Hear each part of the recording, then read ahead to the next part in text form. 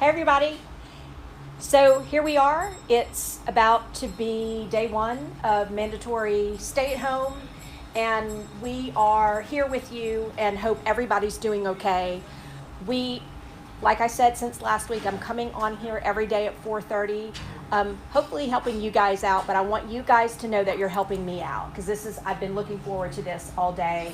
Alana and Reagan and I have been working toward this all day, and it is like company's coming.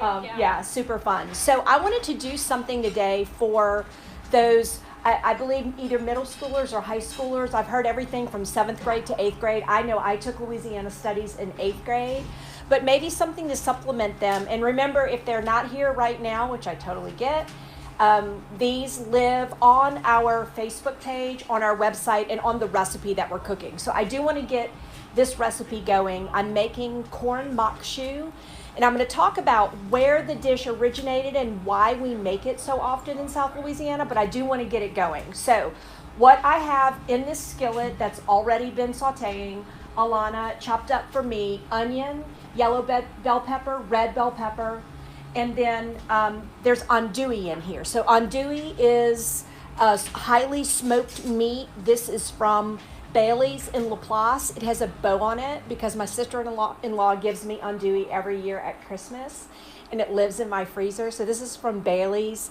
It has a peeling that you need to take off, and you can see these big pieces of meat in here, highly smoked meat that's tons of flavor, and we've got that diced in here in the skillet with the aromatics. So I need corn to go in, but I also need some green bell pepper. So I thought I'd save the green bell pepper to cut in front of you guys. So let me show you my approach to getting to this chopped bell pepper. I cut off the top, I cut off the bottom, and then I cut it here to open it up. And then I'm able to come in with my knife, nice and low and as flat as I possibly can to get the ribs out. Reagan, am I doing okay? Mm-hmm. Okay. To get all these ribs out, they're a little bit bitter. So we want to get those out and the seeds out of there. And so I push those off to the side. And then I always cut on the inside, not the shiny side, the waxy side. My knife could bounce off of there. So I always feel more in control on this side. And now I want to cut this into strips. And then I'm going to turn these strips sideways and cut across and get little dices of bell pepper. But yeah, super simple when you approach it that way. Less rolling around, less odd half-rounded shapes to try to get into a dice. But I'm going to get those diced bell peppers into, Alana's coming over, she saw my struggle here. She's putting a wet paper towel under my board because it's sliding around. So I've taken yoga mats and cut them into small pieces to help stabilize the cutting board, but a wet paper towel, a wet dish towel will do the job. So I'm going to pop that up a little bit to get that sauteing again because I need that bell pepper, all those colors of bell peppers in there. And then we're going to go in with the corn, and I'm going to talk about how we got to this corn as well. So summertime in Louisiana, we are flush with corn, and it's a great time to make use of it in this dish. You're also going to have your gardens overflowing with bell peppers and tomatoes. There was a period of time when my dad gardened, and all he could grow was we ate a lot of bell peppers. That was all he could grow. Okay, so let me tell you how Alana cut this corn. So what we want to do is get the paper and silk off the corn, and I want to get myself to a pretty stable flat side here. My trash out of the way. So a pretty stable flat side. So I'm actually going to cut this so that I have more of a stable side and get all that silk off of there. Although if we eat a little bit of silk, we'll be just fine. So we want to cut the corn from the cob, and you can cut it pretty close. And nice fresh corn, by the way, you can eat straight from the cob. It really doesn't have to be cooked. So we're more than anything just heating this through. And then I'm going to take the back of my knife. Let me get all this corn over here because we're going to move all this corn to this pan with the aromatics. So I'm going to take the back of the knife and I'm going to run it along here, and it's going to pull some of this milk out of the cob, and that's going to add creaminess and starchiness to the macque choux. And not getting a ton out of this corn, but you should get a bit of milk out of there and tons of flavor and also some starchiness from that. So I'm going to have Alana move all of that into the pan, and then I'm going to talk about what happened with these. And don't worry, I am going to get to the part about what this dish is, why we eat it, what it translates to, and why it's so important to Louisiana history. So these corn cobs went into a pot with a few aromatics. We had trimmings from our onion and garlic. Speaking of garlic, I need to chop some garlic. So these cobs went into this stock pot. Alana, if you would hand me that pot.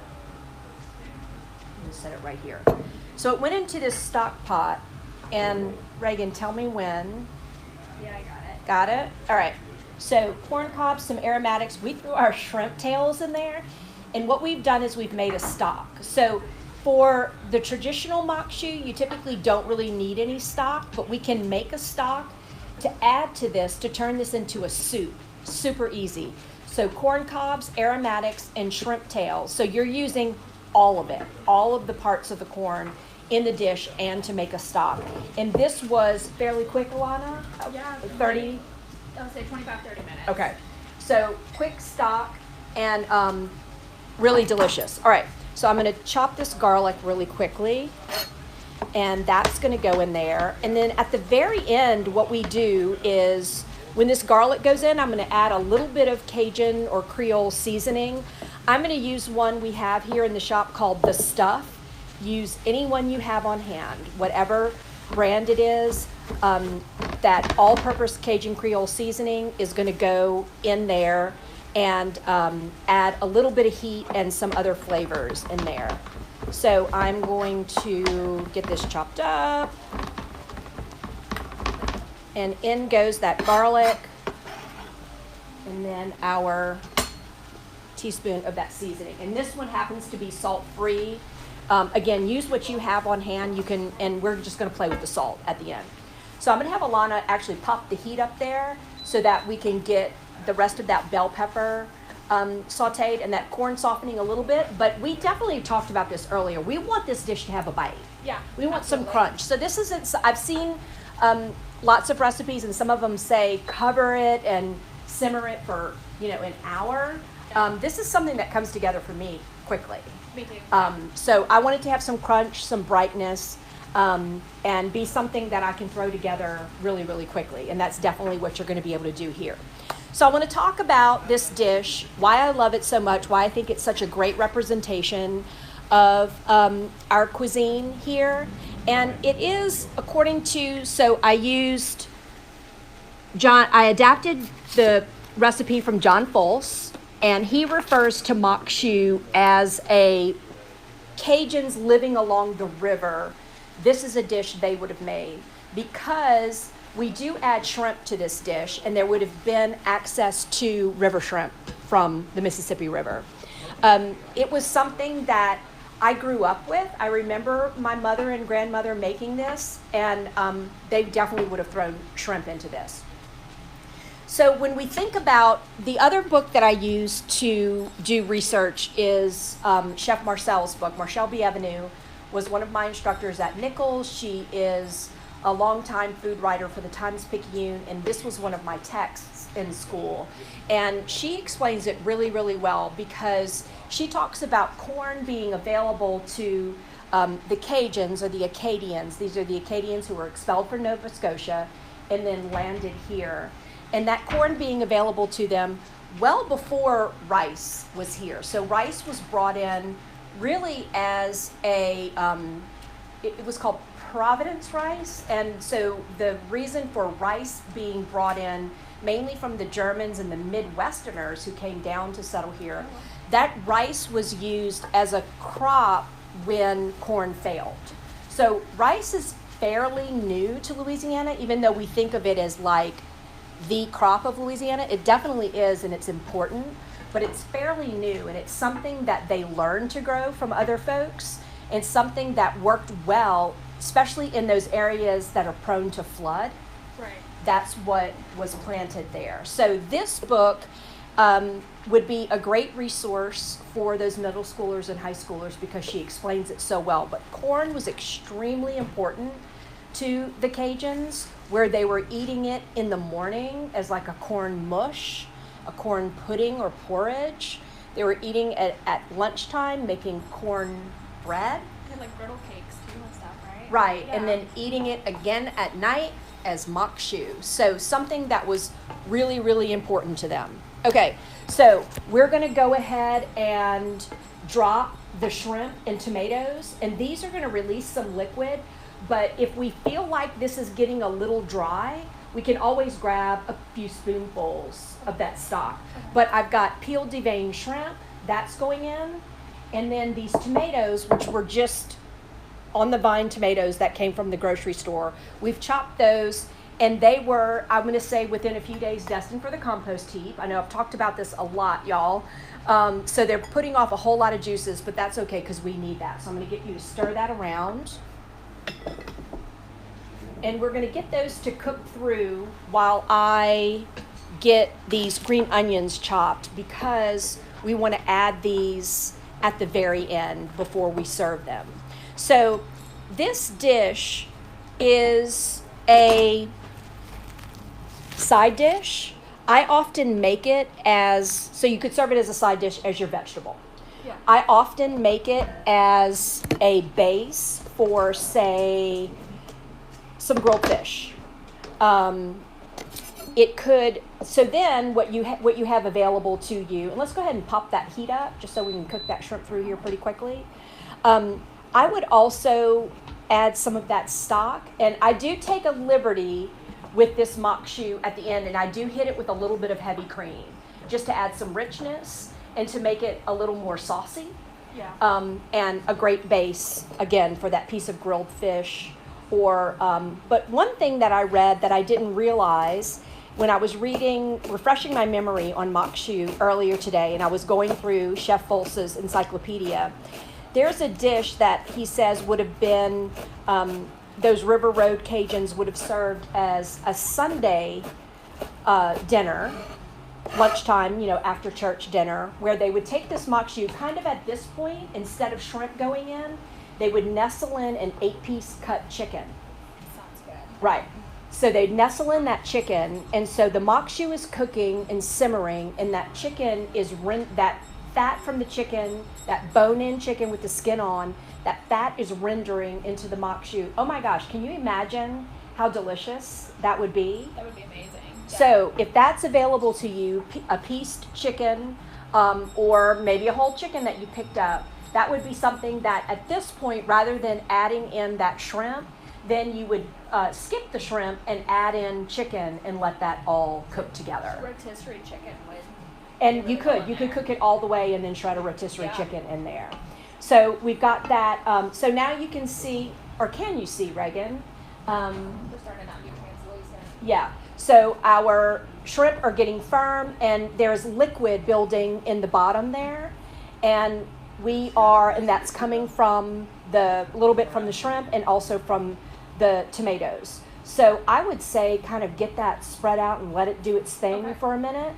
And then we're going to get the green onions and heavy cream in there shortly, and then we're going to taste and see how we did. Okay. So this is something that, now you can absolutely skip the tasso and the shrimp and the cream and have a completely delicious vegan version. Yeah.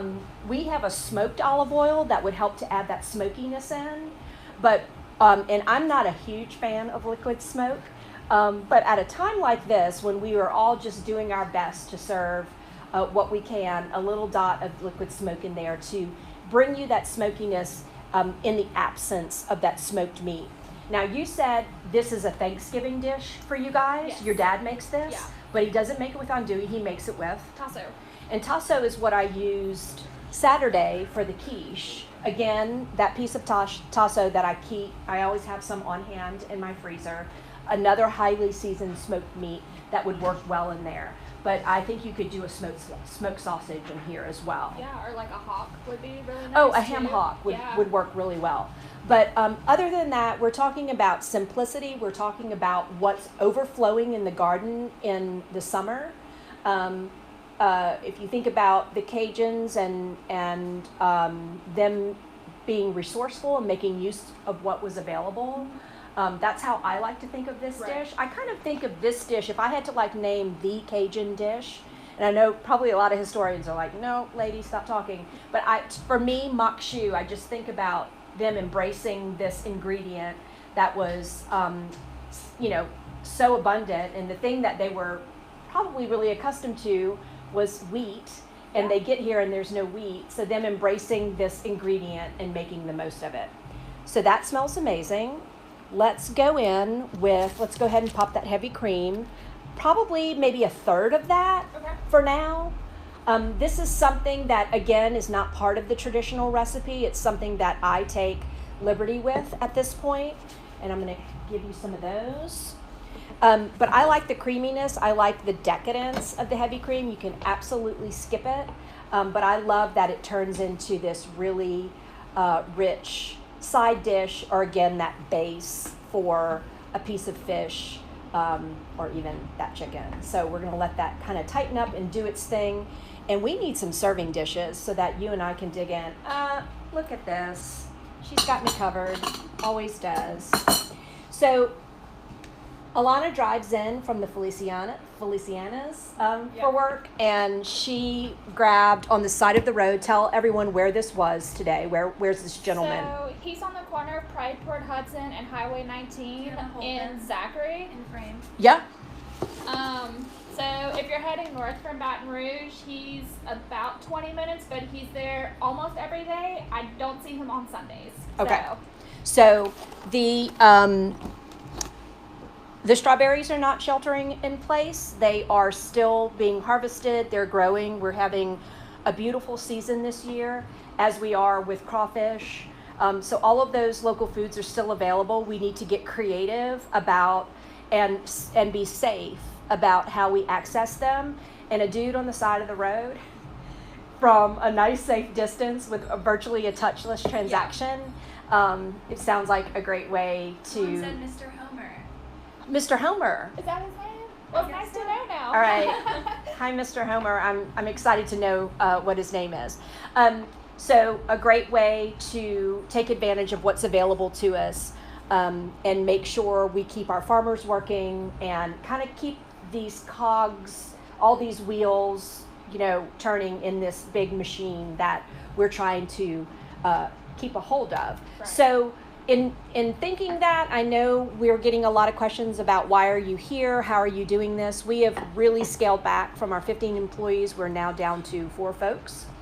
And with that promise that they're all coming back when we can, we have shifted to curbside service. So folks are calling us from the parking lot, or they're placing orders online with the instruction that they'll want to pick up here in the curb. We've also today partnered with Gotcha Bikes, and we've got Gotcha Bikes here, and we've already done a delivery. We have 4 lovely neighborhoods right around us: Ogden Park, Capitol Heights, Old Goodwood, and the Garden District. And so Caleb hopped on the bike today and did a delivery out to Capitol Heights a little bit earlier. So we are grateful for things that I can say prior to this, I would have been like, why is Gotcha Bikes contacting me about deliveries? And now, like, nothing's off the table. No idea is crazy. And so we're excited to be working with them and be able to offer complete drop off on your porch, touchless, and a great resource. Yeah. So let's do a little bit first and make sure we've got our seasonings right. Okay. So I'm curious to see if we want salt, or did that smoked meat deliver everything we need? And you're gonna get some saltiness and brininess and complexity from shrimp as well. So it's all about how salty and smoky was that meat? What's happening with those shrimp right now, and do you need to add anything? And so this is where a recipe is a great way to get some guidance, but that you need to be comfortable with taking over at this point and making all those changes. So let's see how, first of all, how gorgeous is that? Absolutely delicious.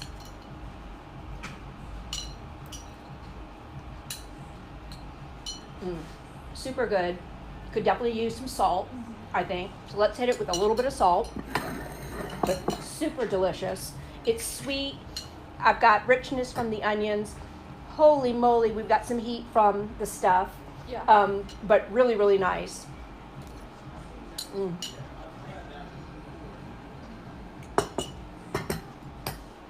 It's fresh. It's crunchy. I love the al dente. Yeah. Yeah. It's not cooked to mush. It's absolutely so many things happening in your mouth. Really, really great dish.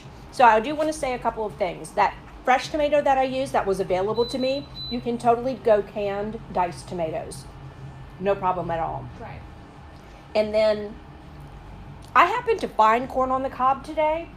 It is not in season yet in Louisiana, but I was able to find it. But I've done this with frozen corn. Okay. And then my mother would do this with a can of corn and a can of creamed corn with her fresh aromatics, but with a convenience product in terms of the corn.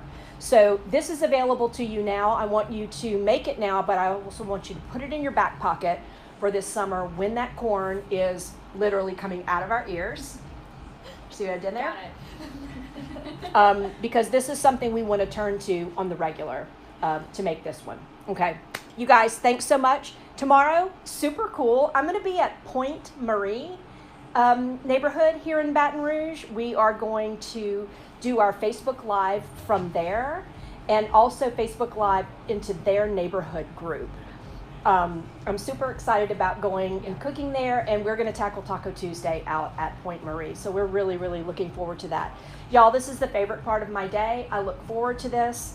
So thank you all. I hope you learned something. We want to hear from you about what you would like us to cook. We want to hear from you if you did cook these dishes. And again, thank you for being here with me every day at 4:30. Please take care of yourself, take care of your families. And we're here. Talk to you guys soon. Bye.